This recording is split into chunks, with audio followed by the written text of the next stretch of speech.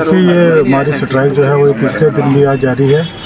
अभी जैसा कि हमारे सीनियर काउंसिल में निज़ार साहब ने और यूसुफ साहब ने जो कहा है, ये बिल्कुल मैं उनकी तारीफ भी करता हूँ।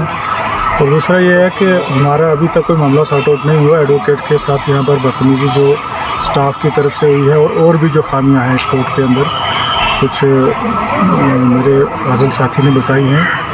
तो ये सारी रिड्रेसल जब तक इनका नहीं होगा, हम एक इंडेफिनिट स्ट्राइक पर बैठे हैं। और हम ये अभी तक तो कोर्ट के हाथे में है, और अगर इनको फिक्स नहीं किया गया तो हम बाहर भी निकलेंगे। और हो सकता है ये कि पूरी मेंढर को अपनी लपेट में ये स्ट्राइक हमारी ले आए। तो इसलिए मैंने पहले भी रेजोल्यूशन वगैरह भी लिखे हुए हैं, चीफ जस्टिस को लिखे हैं, रजिस्ट्रार जुडिशल को लिखे हैं, सेशन साहब को भी भेजे हुए हैं। तो अभी तक इस पर कोई फ्रूटफुल हमें रिज़ल्ट नहीं मिला है। तो मैं उनसे दोबारा सबमिशन करता हूँ आपके मीडिया के तवसल से कि वो हमारी इस प्रॉब्लम को ख़त्म करें, यहाँ का स्टाफ चेंज करें और यहाँ पर कुछ मैच्योर लोग भेजें जो एडवोकेट्स की इज़्ज़त को भी समझें और लोगों के साथ जस्टिस करें।